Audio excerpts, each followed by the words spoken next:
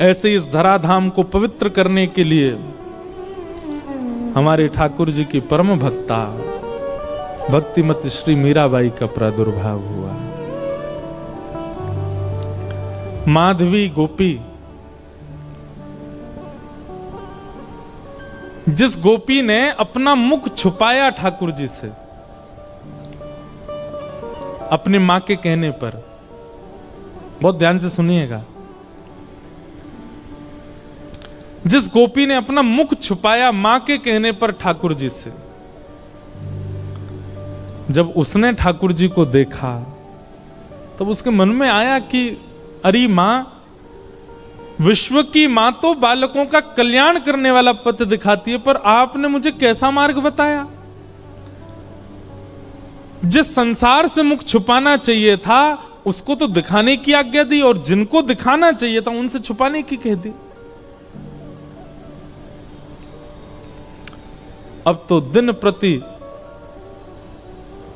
बस कृष्ण, मन कृष्ण तन कृष्ण ही हमारो धन, बस कृष्ण देखें कैसे भी। कल थोड़ी कथा में कह चुका था पहले,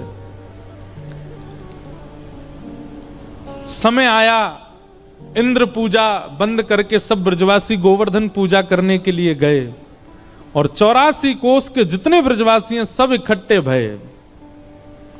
और वहीं इंद्र ने जब कोप करके वर्षा की, 7 बरस के ठाकुर जी ने 7 कोस लंबे चौड़े गिरिराज पर्वत को अपनी बाम हस्त की कन्नी उंगली पर धारण किया।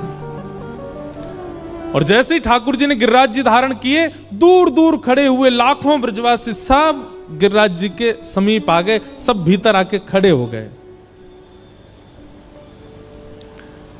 सब में आपस में चर्चा चल रही। अब गिरिराज जी 7 कोस लंबे हैं और दूर दूर वाले ने तो ठाकुर जी दिखे ही नहीं रहे हैं। सब बस ये कह रहे हैं, नंद के लाला ने गिरिराज जी उठा लिए, नंद के लाला ने पर्वत उठा लियो, नंद के लाला ने पहाड़ उठा लियो।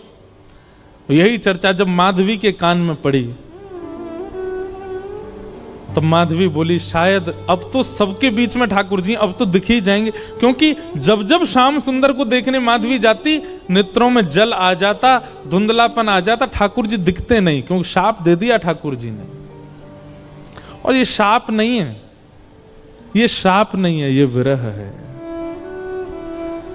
बंधुओं, हम एक बात निवेदन करें, मीराबाई का चरित्र या तो हम स्पर्श करते नहीं हो, करवा रहे हो तो फिर एक अच्छे से ही सुनियो। इस स्थिति में ना आना पड़े इसकी प्रार्थना कीजिएगा, क्योंकि अब कलिकाल ऐसा बचा नहीं है कि आप इसको सहन कर पाओ।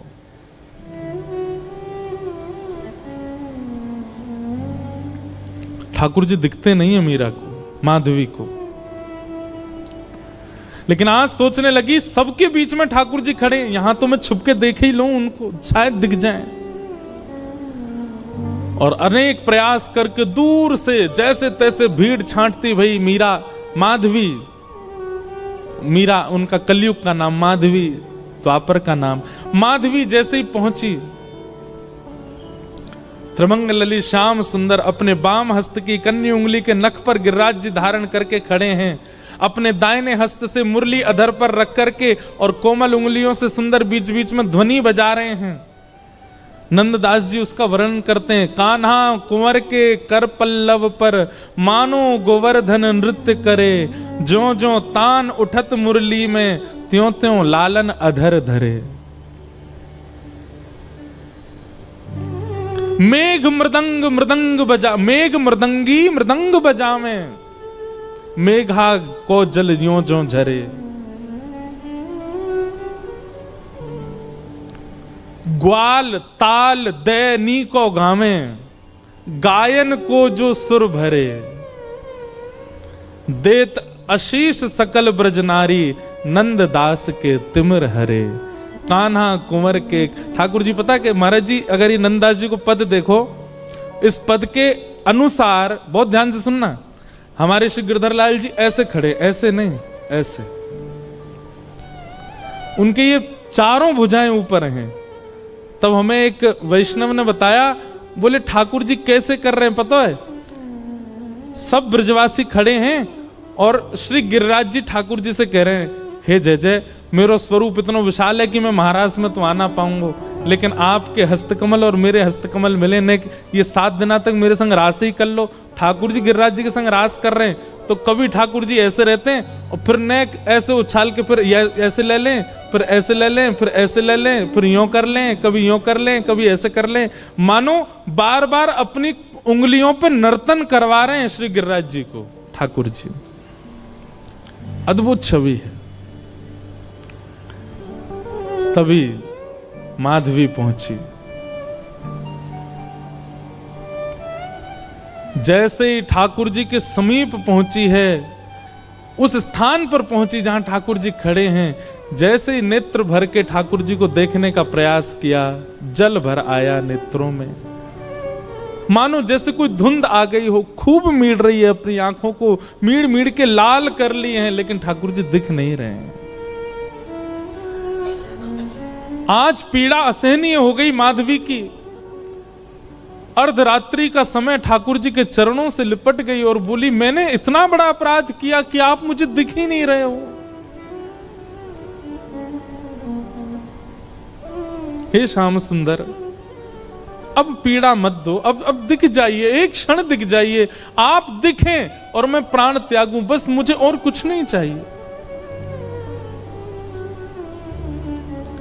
ठाकुर जी बोले, माधवी तेने मुझको अपना रूप नहीं दिखायो।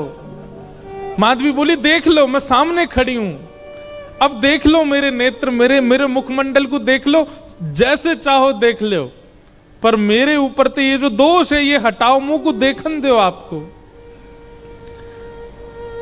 ठाकुर जी बोले, अब तो माधवी ये पीड़ा तुमको ने सहनी पड़ेगी, क्योंकि वस्तु का मूल्य तब चित्त में ज्यादा बढ़ता है जब वह वस्तु समीप हो पर मिले ना।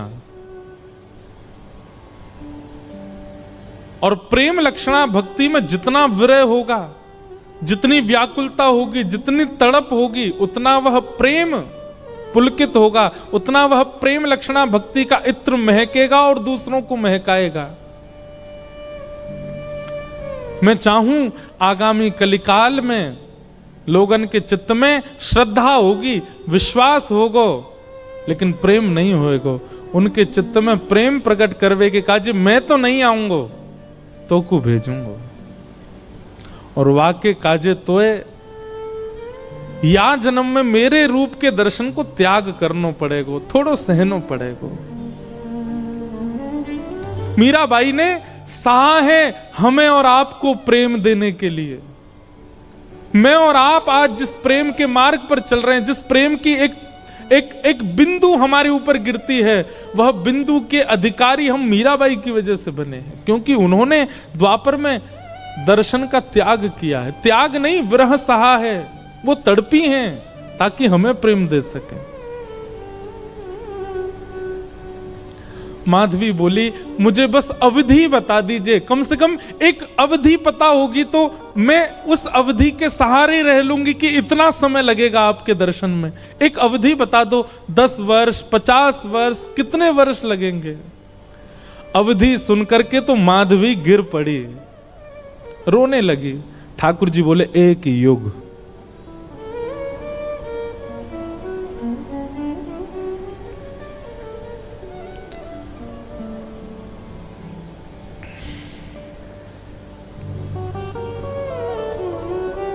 हम क्या विरह सहते हैं जीवन में, किस लिए रोते हैं ठाकुर जी के आगे। क्या विरह दिया कहां उन्होंने हमें, जो माधवी को दिया, एक युग का विरह। इतना विरह तो किसी गोपी को भी नहीं मिला, इतना विरह तो किसी ब्रजवासी को नहीं मिला जितना विरह माधवी को मिला है। एक युग का विरह।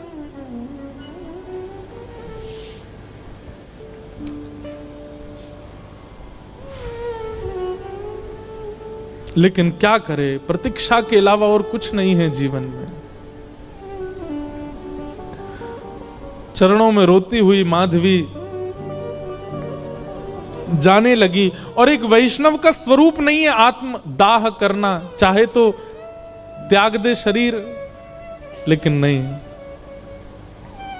अब कृष्ण ने कहा है कि प्रतीक्षा करो तो करनी है।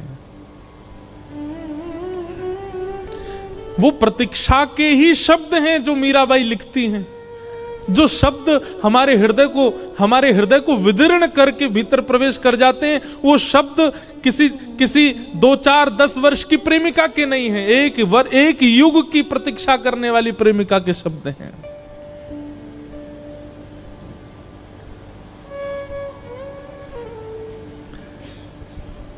प्रतीक्षा कर रही है और द्वापर युग का विश्राम हुआ, माधवी का पांच भौतिक देह विश्राम हुआ, कलिकाल का प्रारंभ हुआ। और इसी कलिकाल में जैसे गंगा प्रकट होने से पूर्व कहती है कि मुझे धारण करने लायक है कोई पृथ्वी में, तब हिमालय ने अपनी गोद पसारी। ऐसे ही ऐसी प्रेम लक्षणा, ऐसी प्रेम की पराकाष्ठा स्वरूपा वो माधवी, उनको धारण करने वाला कोई वंश है। तब मेड़ता का राव दूदाजी का परिवार सौभाग्यवंत हुआ और शरद पूर्णिमा के दिन भक्तिमती मीराबाई का प्रादुर्भाव हुआ। वही माधवी कलयुग में मीरा बन करके प्रकट हुई। मीराबाई का वास्तविक नाम मीरा नहीं है, मिहिरा नाम है। जैसे नरसिंह मेहता जी का वास्तविक नाम नृसिंहराम मेहता, ऐसे ही मीराबाई का मूल नाम मिहिरा है। जन्म हुआ राव दूदाजी के कुलीन परिवार में। बाल्यकाल से ही मीराबाई का स्वरूप स्वभाव अन्य बालकों से बिल्कुल भिन्न है। बहुत शांत प्रशांत स्वभाव की हैं।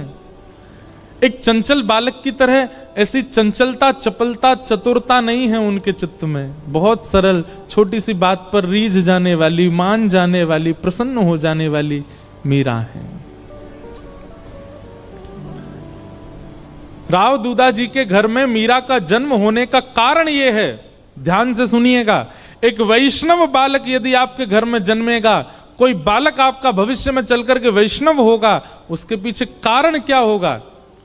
राव दूदाजी एक दिन भी बिना हरि चर्चा के व्यतीत नहीं करते।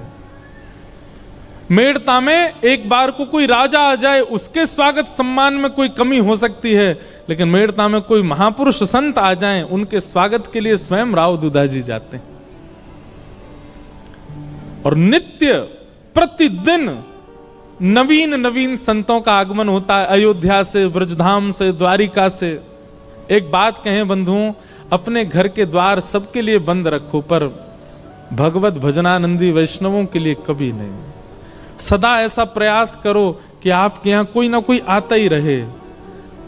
अगर एक सप्ताह तक कोई ना आवे तो आपके चित्त में चिंता होनी चाहिए कि कोई आया क्यों नहीं। किसी को फोन करके जबरदस्ती टिकट करके बुलाओ, आ जाओ, हमारे घर पर रहो।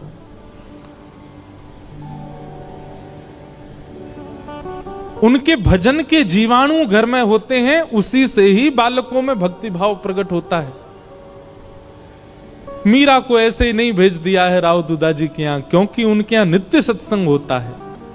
वर्षों से, मीरा के जन्म से पहले से ही नियम है सत्संग का। धीरे धीरे मीराबाई बड़ी होने लगी, कथाएं सुनती हैं। जोशी जी कथा सुनाने के लिए आते हैं, मीराबाई सुनकर के प्रसन्न हो जाती हैं। प्रश्न पूछती हैं, ऐसे ऐसे प्रश्न पूछती हैं कि जोशी जी ही स्तब्ध हो जाते हैं। मीराबाई का स्वभाव ऐसा बताया गया कि कोई पूछता कि आप कौन हो, तो मीराबाई अपना परिचय ऐसा नहीं देती कि मेड़ता नरेश महाराज राव दूदाजी की मैं पौत्री हूं, बल्कि अपना परिचय ऐसे देती हैं, परम गौभक्त संत सेवी परम सत्संगी श्री ठाकुर जी राधा माधव की नित्य लीला नित्य सेवा में प्रवीण श्री राव दूधा जी की मैं पौत्री हूं। वो कभी ऐसा परिचय नहीं देती हैं कि इतने बड़े राजा घराने की मैं पुत्री।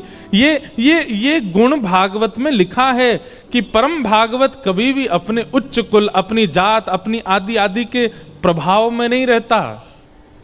मीराबाई ऐसी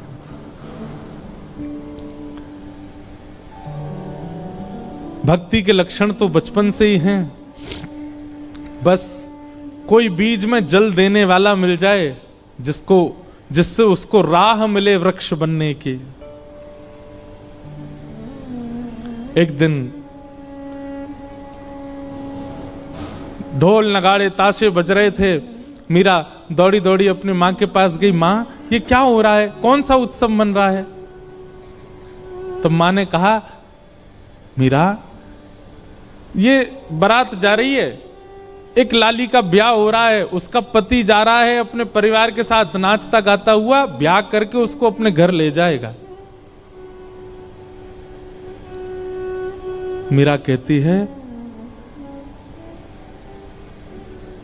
ऐसे दुल्हा सबके लिए आते हैं? बोले हां, सब कन्या का ब्याह होता, सबके दुल्हा आते हैं। अच्छा, तो मां मेरा भी ब्याह होगा? हां, तेरा भी ब्याह होगा।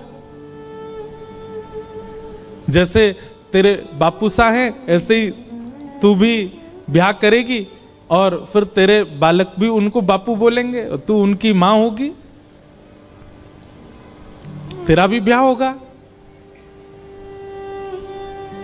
मीरा सोच में है और कहती है, मेरे बींद कौन होंगे फिर? मेरा ब्याह किससे होगा? कौन होंगे मेरे बींद? छोटी सी कन्या ऐसे सवाल पूछे तो मां तो उसको मजाक में ले लेती है। अरे मीरा, ये कोई समय है, अभी थोड़ी बड़ी तो हो जा।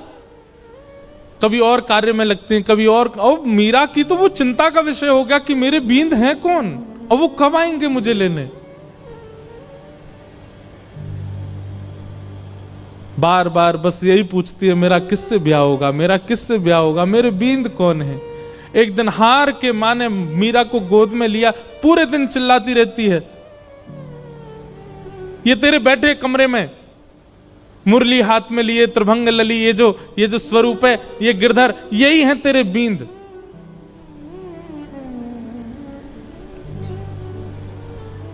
स्वरूप देखा ठाकुर जी का और मां ने कह दिया यही है तेरे बींद। तो मीरा के चित्त में ऐसा विश्वास प्रगाढ़ हो गया कि यही है मेरे बींद और कोई नहीं। अब तो मीरा की स्थिति ऐसी हो गई, वो कक्ष में जब जाती है तो ठाकुर जी की ओर भी बहुत झुकी हुई नजरों से देखती है। ज्यादा मतलब व्यवहार ऐसा करने लगी कि मानो सच में ही ये उसके बींद हैं।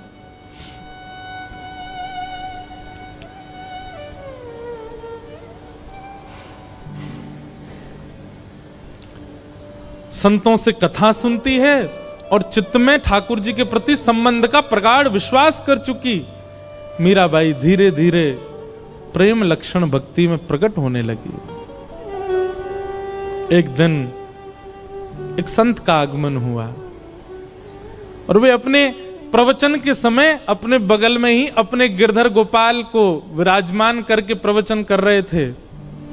और छोटी सी मीरा, उनको एक ही चीज की प्रतीक्षा होती थी पूरे दिन की, मां मुझे सत्संग में लेके कब जाएगी।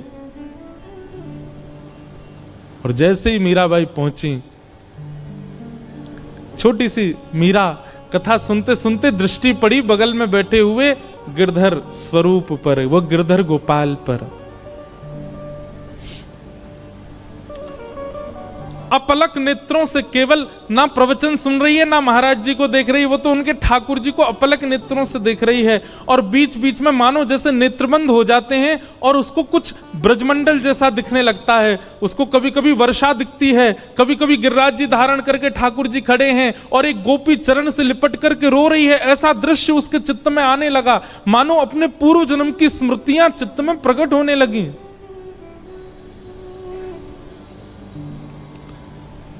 ठाकुर जी ने माधवी से कहा था, एक संत के माध्यम से मैं तेरे पास आऊंगा। और मेरी खूब सेवा करना। माधवी को थोड़ी थोड़ी स्मृति आ गई, मीरा को, और जैसी स्मृति पूर्ण हुई, कथा विश्राम हुई, नेत्र लाल हैं, अश्रु गिर रहे हैं नेत्रों से, और अपनी मां को पकड़ के कहती है, मां ये कौन है? मां कहती है, ये महात्मा है, कथा सुना रहे हैं, साधु जी हैं। नहीं, ये नहीं, इनके बगल में जो बैठे हैं वो कौन है? ये तो इनके ठाकुर जी हैं। हाँ, तो मेरे बींद ना, आपने कहा था ना मेरे बींद, वही है ना ये? हंस गई मां, अरे मीरा, हाँ वही हैं। तो मेरे बींद आ तो गए मां, अब मेरा ब्याह करा दो। अरे अभी तेरी उम्र नहीं है मीरा, तो मैं बड़ी हो जाऊं तब करा देना, पर तब तक मेरे बींद को घर में ही रख लो, मैं इनको पास में रख लूं अपने।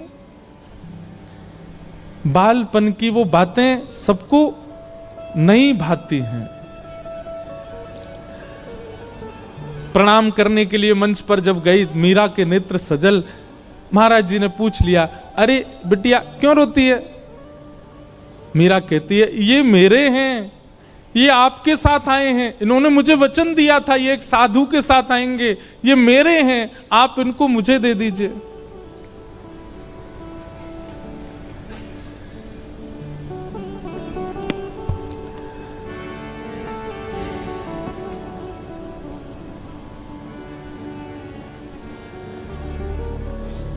ये मेरे हैं।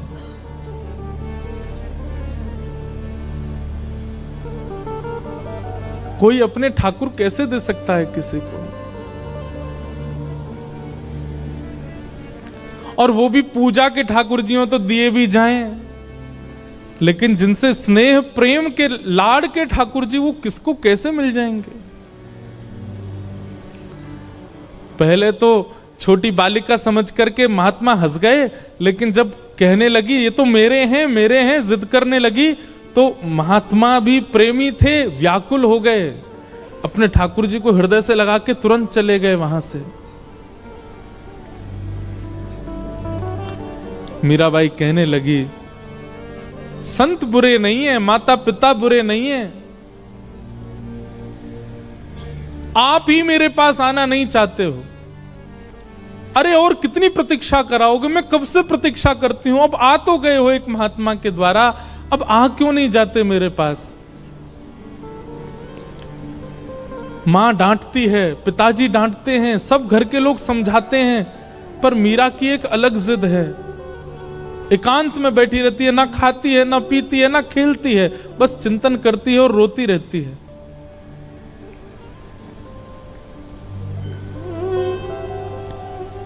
प्रतिज्ञा ले ली, मैं अन्न नहीं खाऊंगी, अब मैं प्रयास नहीं करूंगी कि आप आओ मेरे पास, मैं प्रयास नहीं करूंगी कि मैं आपको लाऊं, आपको खुद आना पड़ेगा, मेरी प्रतीक्षा बहुत हो चुकी है।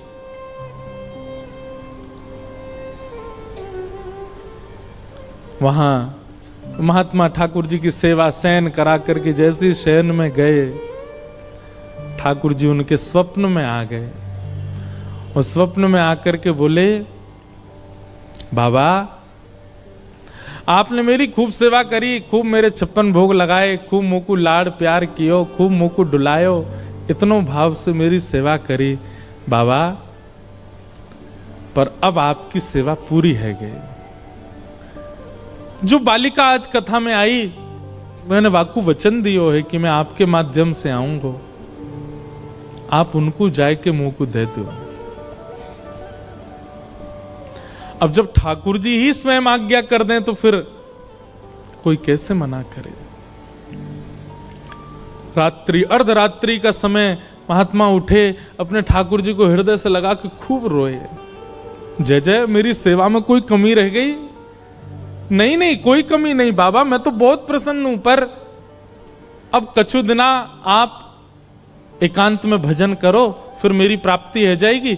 अब आप तो चले जाओगे, फिर मेरी सेवा कौन करेगा? या हमारे सेवा विस्तार के लिए वह कन्या को मोह दे दो। और अर्धरात्रि का समय, नन्ही सी मीरा अनशन व्रत पर मानो बैठी हो, और महात्मा पहुंच गए। ले मीरा है गिरधर तेरा, ले मीरा है गिरधर तेरा। अपने ठाकुर जी को लेकर के गए, सेवा बड़े भावत करियो, सेवा बड़े भावत करियो, रखियो नाने नानेरा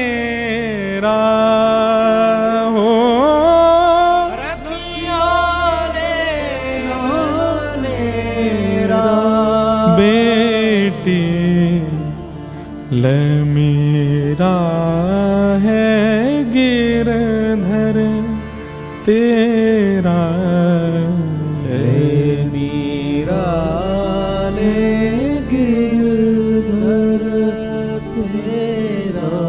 मीरा के चित्त में पीड़ा भी हो रही है और वो नाच भी रही है।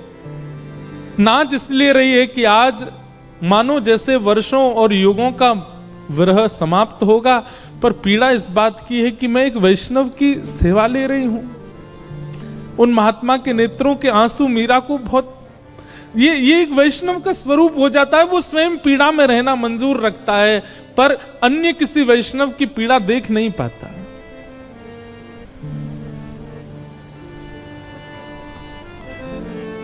सो ही सुहागन प्रिय जाहिरी जै, सोई सुहागन प्रिय जाहिरी जै। तू सुहागन है बेटी, ये पहले मुझसे रीझे थे, मेरे पास आए, लेकिन अब ये तो से रीझ गए हैं। मैं अपनी तरफ से नहीं दे रहा हूं, ठाकुर जी ने आके मुझे आज्ञा दी है कि वो तोते सेवा कराना चाहें। सो ही सुहागन। बंधुओं, इस पंक्ति को नित्य गाया कीजिए। अपने ठाकुर जी को देखते हैं जब मंदिर में विराजमान, आप कितने सौभाग्यशाली हो, ठाकुर जी आपसे सेवा करा रहे हैं।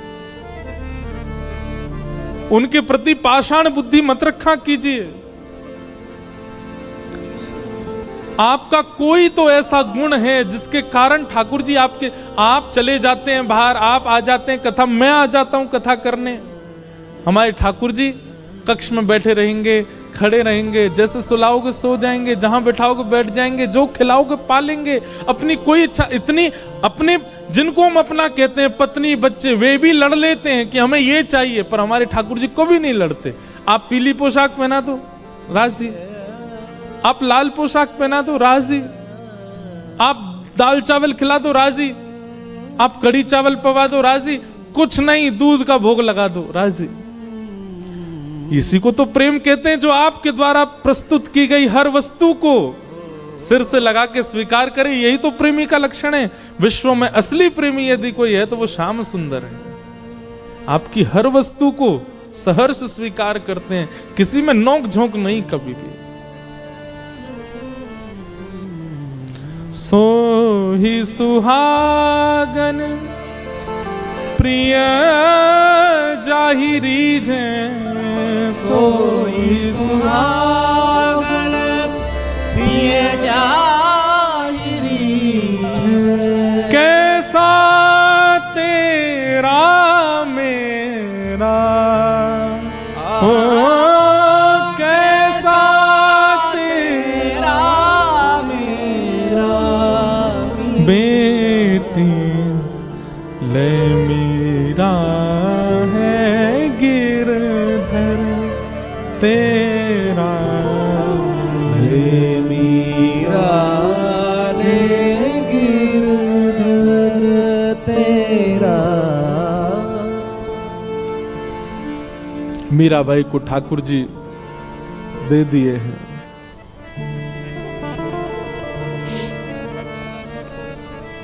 चले गए महात्मा। ये ठाकुर जी का नियम है बंधुओं। एक को संयोग देते हैं तो जिसको संयोग दे रहे हैं मानो किसी को वियोग देके आए, और जिसको संयोग दिया है वो तैयार रहे, एक दिन वियोग मिलेगा।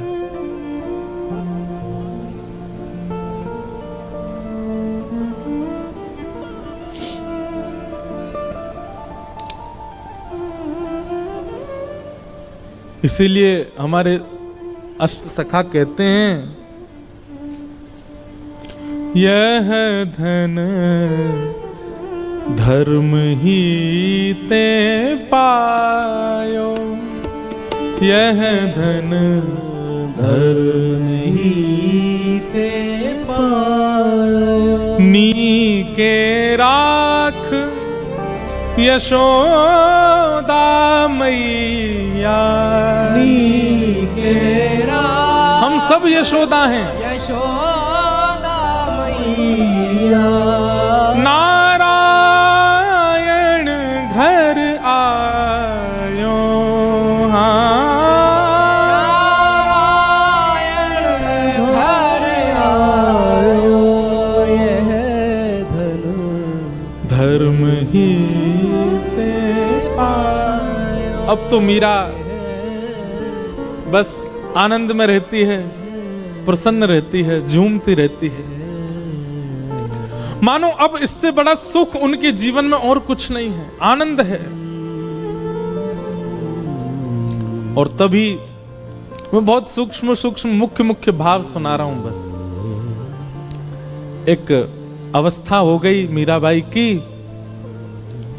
प्रेम तो चित्त में खूब है, परंतु एक संकट का एक मानो बादल मंडरा रहा था मीराबाई के ऊपर। क्यों? अब मां, पिता, घर के सब बड़े सदस्य और राव दूदाजी तो पधार चुके हैं। मीरा बहुत रोई जब दादाजी गए, क्योंकि वही थे जो भक्ति मार्ग में लेके आए मीरा को। संकट इस बात का है कि अब सब चर्चा करते हैं कि मीरा का ब्याह करो। एक दिन मीरा अपनी मां से लड़ने लगी, मां आप मेरा किससे ब्याह कर रही हैं? अरे मेवाड़ के राजा, मेवाड़ के राजकुमार राजा भोज, तुम जानती हो उनका पराक्रम, तुम जानती हो उनका बल, तुम जानती हो उनका ऐश्वर्य। अपनी मां से मीरा कहती है, तो फिर ये कौन है जिनको बचपन में आपने मेरा बींद बताया था? अरे बालापन की बात है, बचपन में ऐसी तू जिद कर रही थी इसलिए बोला। बोले मां आपने तो ऐसे ही बोल दिया, परंतु मैं तो चित्त में घर करके बैठी हूं कि यही मेरे बींद हैं और मेरा स्वभाव व्यवहार सब कुछ वैसा ही है। आप अपनी बात से कैसे मुकर सकती हैं मां? चुपचाप तैयार हो जा, तुझे देखने वाले आ रहे हैं। कौन समझे विरह वेदना। मीराबाई बैठी है अपने ठाकुर के सामने, मंदिर में ही बैठी है, कुछ विशेष श्रृंगार नहीं किया है। तभी भोजराज और पूरा परिवार सब आए।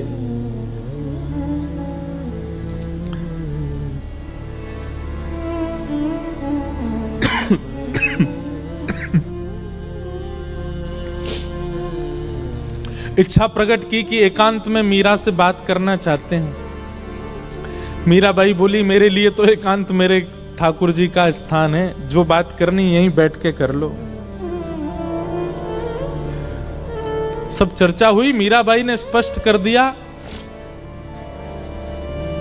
एक पत्नी जो धर्म का निर्वहन करती है, अगर वो अपेक्षा आप मुझसे रखते हैं और मुझसे ब्याह करना चाहते हैं, तो मैं पहले ही आपको स्पष्ट कर दूं कि मैं उन सब धर्म के निर्वहन में बिल्कुल अपूर्ण हूं, मैं नहीं कर पाऊंगी। आप अपने परिवार में सबसे कह दीजिए मैं उस योग्य हूं नहीं, वो तो मेरे परिवार वाले चाहते हैं इसलिए मैं आपसे चर्चा कर रही हूं।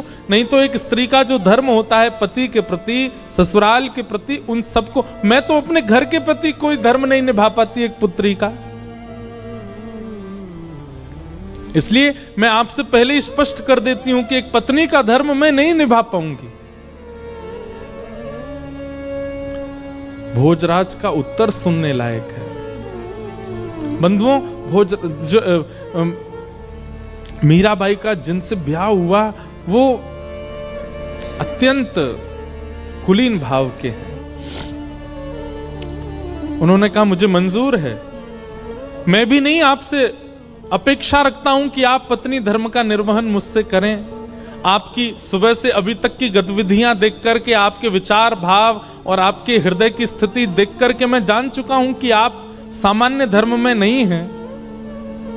परंतु अब मेरी इच्छा और ज्यादा आपसे विवाह करने की इसलिए है कि मैं आपसे पत्नी धर्म का निर्वहन नहीं करवाना चाहता।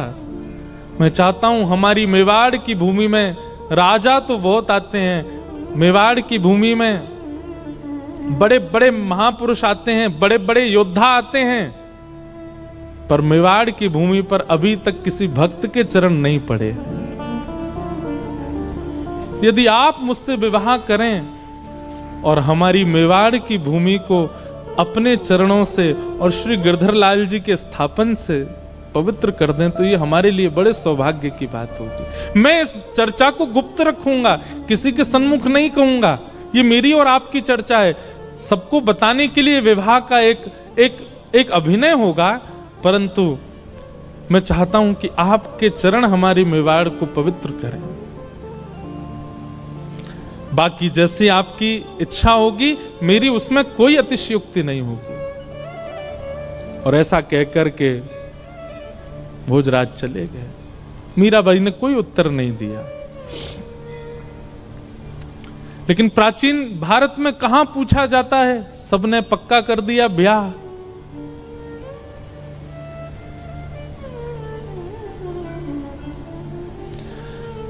मीराबाई एक संत से जाके कहती है कि कभी अगर हृदय में बहुत वेदना होती हो और अपने प्रियतम को बतानी हो तो उसके लिए कोई उपाय है? तब एक संत ने कहा तुम पत्र लिखा करो और वृंदावन जाने वाले किसी व्यक्ति के हाथ वो पत्र भेज दिया करो।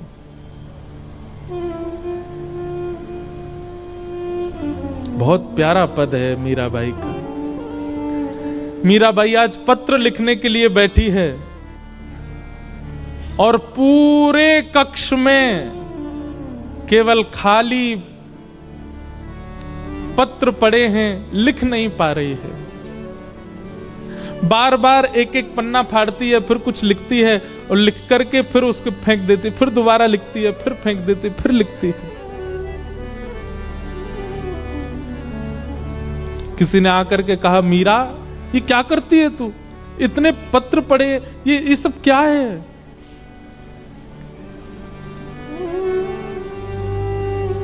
पत्तियां मैं कैसे लिखूं,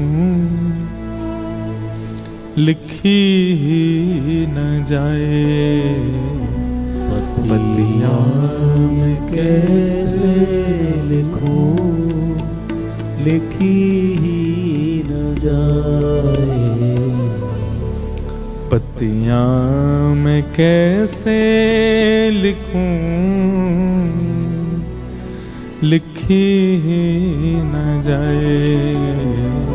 पत्तियां मैं कैसे लिखूं, लिखी न जाए। क्यों? कलम धरत मेरो कर कांपत है। कलम धरत मेरो कर कांपत है। कलम धरत मेरो कर कांपत है। कलम धरत मेरो कर कांपत है। मीराबाई कहती है मैं लिखने के लिए बैठती हूं, पहले तो शब्द याद नहीं आते और जैसे तैसे अपनी स्थिति, बंधुओं एक बात याद रखिएगा, विरह की स्थिति शब्द बयां नहीं कर सकते। वो शब्द नहीं बता सकते कि आपकी स्थिति कैसी है। आप कितना भी प्रयास कीजिए बोलने का, बताने का, नहीं बता पाओगे, क्योंकि विरह प्रेम शब्द की इतनी क्षमता नहीं कि वो आपका विरह प्रेम प्रकट कर सके। लेकिन मीराबाई कहती है जैसे तैसे मैं लिखने का प्रयास भी करती हूं। कलम धरत मेरो कर कांपत है, कलम धरत मेरो कर कांपत है। नैन रहे हैं झराए हो, नैन रहे झराए। और जैसे तैसे लिख भी देती हूं तो इतने नेत्रों से अश्रु गिरते हैं कि जो लिखा सब बह जाता है। पत्तियां मैं कैसे लिखूं, लिखी ही न जाए। पत्तियां मैं कैसे लिखूं, लिखी न जाए। पत्तियां मैं कैसे लिखूं, लिखी ही न जाए। पत्तियां मैं कैसे लिखूं, लिखी न जाए।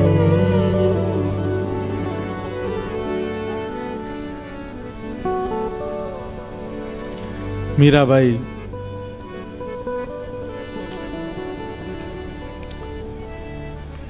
बस स्मरण करती हैं, वृंदावन की दिशा की ओर देखती रहती हैं। अभी भी विरह समाप्त नहीं हुआ है। घड़ी आई विवाह की, पूरा मेड़ता सजा है, परंतु होने वाली दुल्हन, उसके मुख पर बिल्कुल प्रसन्नता नहीं है। मीराबाई ठाकुर जी के सामने बैठकर के केवल इतनी प्रार्थना करती है, मैं देह और आत्मा को अलग मानती हूं। मैं जानती हूं देह की क्रिया आप स्वीकार नहीं करते।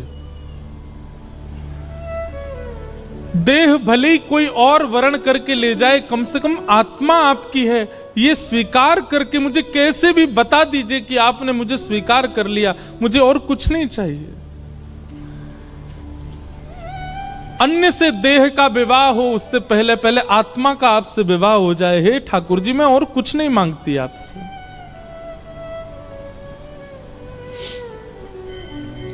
रात्रि में मीरा रोते रोते सोई हैं और तभी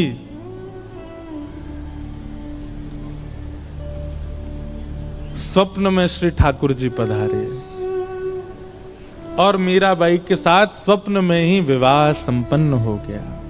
ठाकुर जी ने विवाह किया। प्रातः काल का समय, पूरे घर में शादी की तैयारियां चल रही हैं। मां दौड़ी दौड़ी मीराबाई के कक्ष में गई, अभी तक मीरा उठी नहीं है। जैसे ही भवन में प्रवेश करके भीतर देखा, एक नवीन शादी का जोड़ा पहने हैं, हाथों में मेहंदी रची हुई है, मांग में सिंदूर भरा है, गले में सुंदर ऐसा अद्भुत मंगलसूत्र पहन रखा है, यहां तक केवल चूड़ियों से अलंकृत हाथ हैं। अद्भुत श्रृंगार और प्रसन्न मुद्रा में मीरा सोई है। मीराबाई के विवाह के लिए जो पोशाक मंगाई गई है वो तो दूर रखी है, ये एक नवीन पोशाक, और ऐसी पोशाक की मेड़ताओं ने भी कभी नहीं देखी होगी। मां ने तुरंत मीराबाई को उठाया, उठा करके पूछा, मीरा जल्दी उठ, ये सब क्या करके बैठी है? तेरे मांग में सिंदूर, गले में मंगलसूत्र, हाथ रचे हुए, ये इतने सुंदर तूने जोड़ा, ये क्या करके आई है? कहां से लेके आई है सब?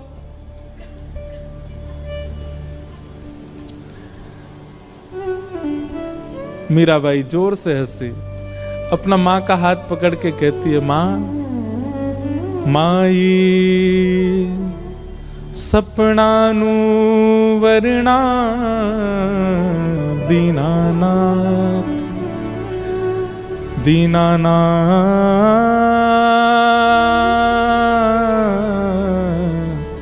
दीनानाथ। माई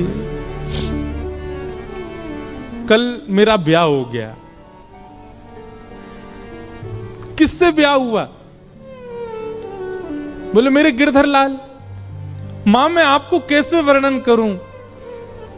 आप जो व्यवस्थाएं कर रहे हैं ना, ये सब फीकी हैं उस व्यवस्था के आगे। ऐसा सुंदर, ऐसे सुंदर पुष्प लगे थे, ऐसे सुंदर दावत बनी थी, ऐसे सुंदर सुंदर घोड़े हाथी सब आए थे। क्या बात बनाती है? कब हुआ तेरा ब्याह? किसने देखा तेरा ब्याह? मीरा कहती है, एक ने देखा हो, दो ने देखा हो तो कहूं 56 कोटा जना पधारया, दुल्हो श्री ब्रजनाथ, दुल्हो श्री ब्रजनाथ। मां 56 करोड़ बराती आए थे। सब देवी देवता, ब्रह्मा, शिव, रुद्र, सनकादि सब आए थे मेरे ब्याह में। और इन सब बरातियों के बीच एक सुंदर से हाथी पर सहरा बांधे, अद्भुत पोशाक पहने, मधुर मुस्कान, कटाक्ष नेत्र, मधुर घुंघराले केश, हाथ में मुरली लिए मेरे दुल्हा बनकर के साक्षात ब्रजनाथ श्री कृष्ण आए थे। दुल्हो श्री ब्रजनाथ। बहुत सुंदर वर्णन है। मीराबाई अपने स्वप्न के विवाह का वर्णन कर रही है अपने मां के आगे। किसने हमारा कन्यादान किया, हमारे फेरे कैसे पड़े, उन्होंने मेरे गले में कैसे मंगलसूत्र पहनाया, दावत कैसे हुई, एक एक चीज का वर्णन कर रही है मीरा। और मां इधर से उधर जा रही है, सिर पीट रही है, रो रही है। ये क्या बातें कर रही है मीरा तू? लेकिन कौन समझे मीरा को? मीराबाई हंसने लगी और कहने लगी, मां मेरा ब्याह हो गया। मां तुरंत भीतर गई, घड़े में जल भर के लाई और ला करके मीरा के मांग का सिंदूर पोंछने लगी। मीरा कहती हैं, अब चाहे जो कर लो मां, ये देह चाहे जिसको दे दो, पर आत्मा को तो स्वीकार कर लिया है श्याम सुंदर ने। अब मैं राजी राजी चली जाऊंगी जहां भेजोगी, मुझे अब परवाह नहीं। मैं जिनकी हूं उन्होंने मुझे स्वीकार कर लिया है। कितनी पीड़ादायी बात है। मीराबाई का पुनः श्रृंगार किया गया और फिर मंडप में ले जाया गया।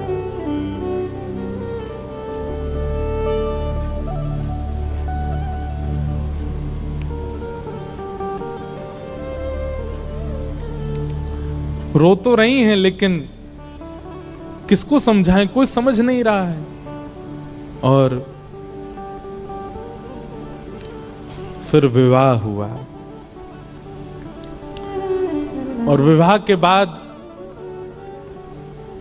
जब मेवाड़ को जाने लगी मीराबाई, अपनी मां से जाकर के केवल कहा, मां ने कहा तेरे लिए मैंने ये दे दिया, इतने बक्से दिए हैं, इतने सोने चांदी हीरे जवाहरात आदि आदि सब भेज रही हूं, बिल्कुल परेशान मत रही हो। मीराबाई कहती हैं, सब रख लो, बस मेरे गिरधर लाल दे दो, उनको लेके चली जाऊंगी, मुझे इन सब की आवश्यकता नहीं। एक अश्रु बिंद नहीं है मीरा के नेत्रों में विदाई के समय। अपने ठाकुर जी को गोद में ले रही है, सब देख रहे हैं, मीरा को रो रहे हैं, पर मीरा केवल अपने ठाकुर जी को निहार रही हैं, नेत्र नीचे करके। गाड़ी, बैलगाड़ी, घोड़ा गाड़ी, हाथी गाड़ी सब धीरे धीरे चलते जा रहे हैं और मीरा ना प्रसन्न है ना उदास है, बस एक समत्व है मुखमंडल पर, निकल गई मेवाड़।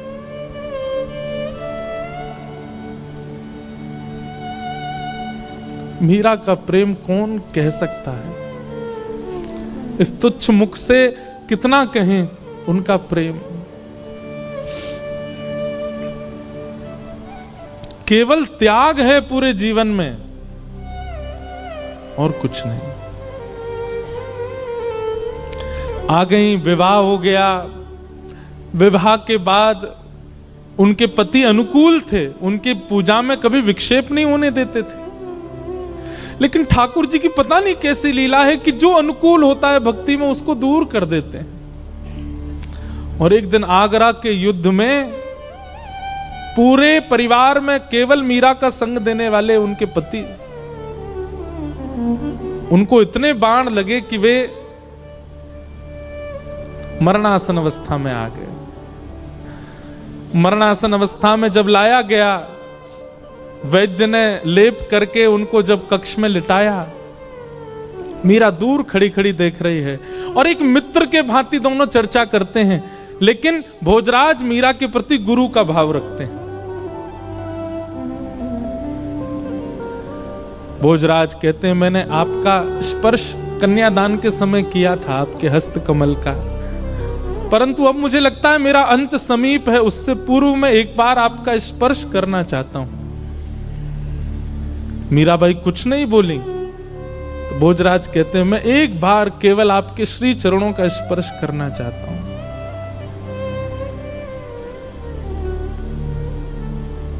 ठाकुर जी के पास गई, अपने गिरधर गोपाल की प्रसादी माला लेकर के आई और भोजराज के गले में पहनाई और अपना हस्त कमल उनके शीश पर फेरती हैं मीरा। ऐसा कहते हैं, मैंने पढ़ा है कि वैसे तो मीरा श्रृंगार करती नहीं थी, पर जिस दिन भोजराज जी की ये स्थिति थी, उस दिन कोई उत्सव मीराबाई ने किया था और उस दिन 16 श्रृंगार किए थे मीराबाई ने। और उस श्रृंगार के रूप में मीराबाई को देखते देखते देखते मानो जैसे उनके पति को साक्षात युगल ही एक रूप में हो, ऐसा दिखने लगा। और उनके पति अपने प्राण त्याग देते हैं।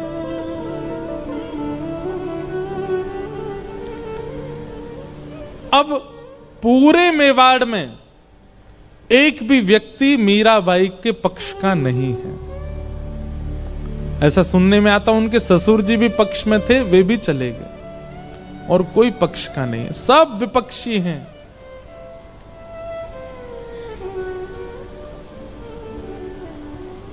खूब यातनाएं देते हैं, प्रताड़ना करते हैं, उपहास करते हैं, पर मीराबाई को इससे कोई फर्क नहीं पड़ता।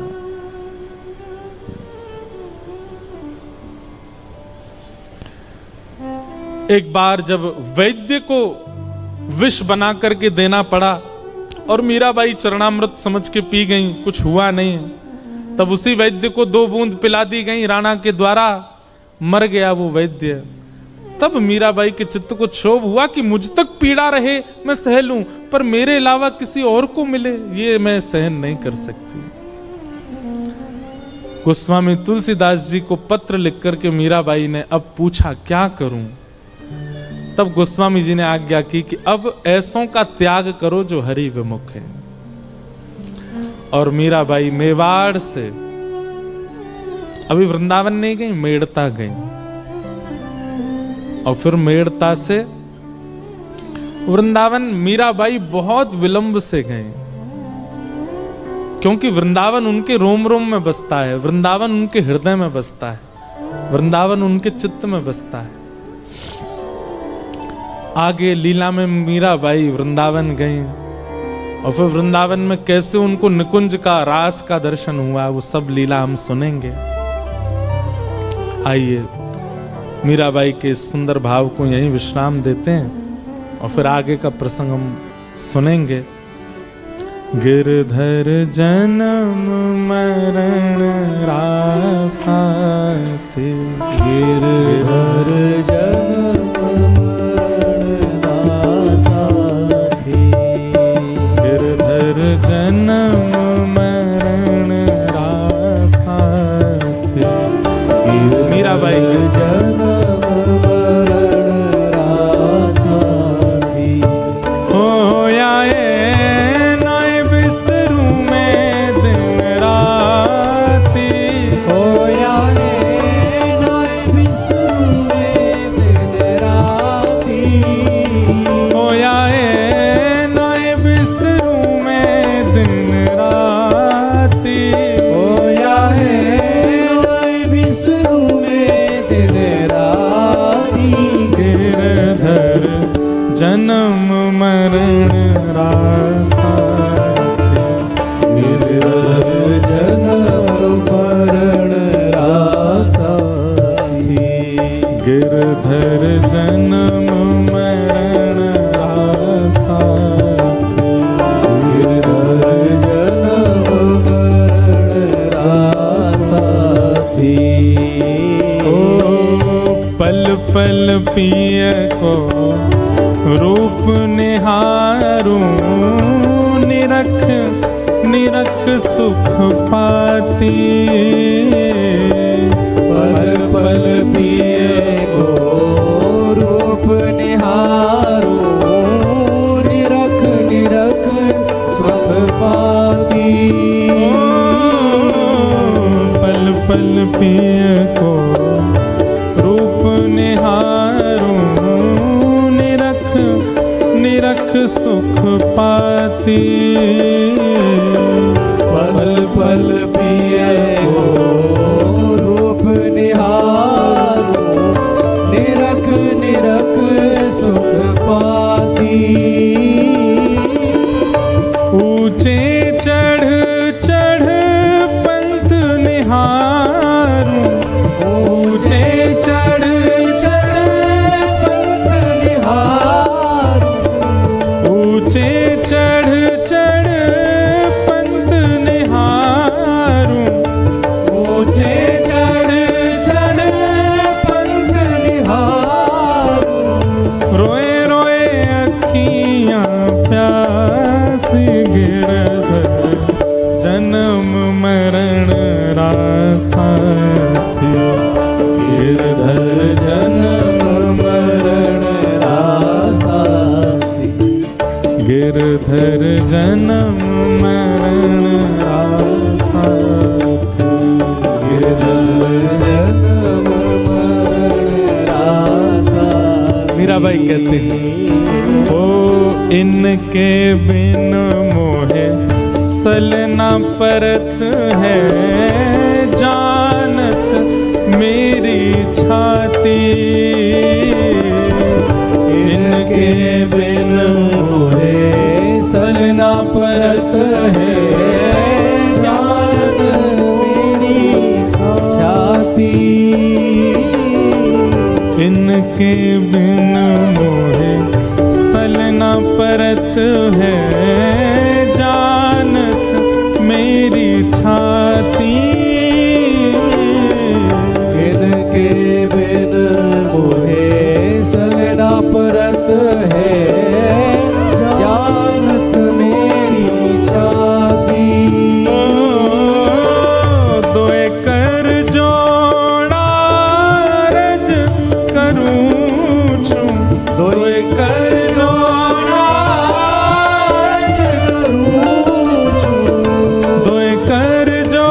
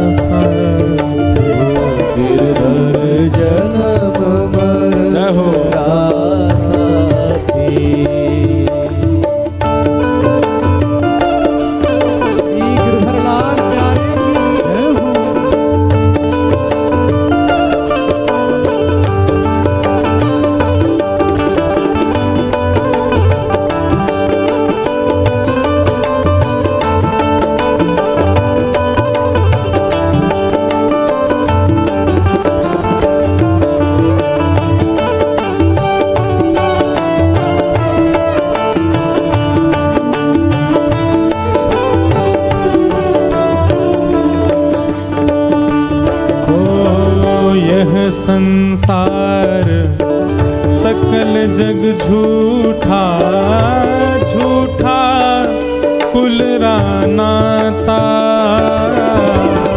ये संसार सकल जग झूठा, झूठा कुल रानाता। यह संसार सकल जग झूठा, झूठा कुल रानाता। ये संसार सकल जग झूठा, झूठा कुल रानाता। मीरा के प्रभु गिरधर नागर, मीरा के प्रभु गिरधर नागर। मीरा के प्रभु नटवर नागर। मीरा के प्रभु नटवर नागर। हरिचरणा चितराची गिरधर जन्म मरण रासा। गिरधर जन्म मरण रासा थी। ओ मीरा के प्रभु गिरधर नागर।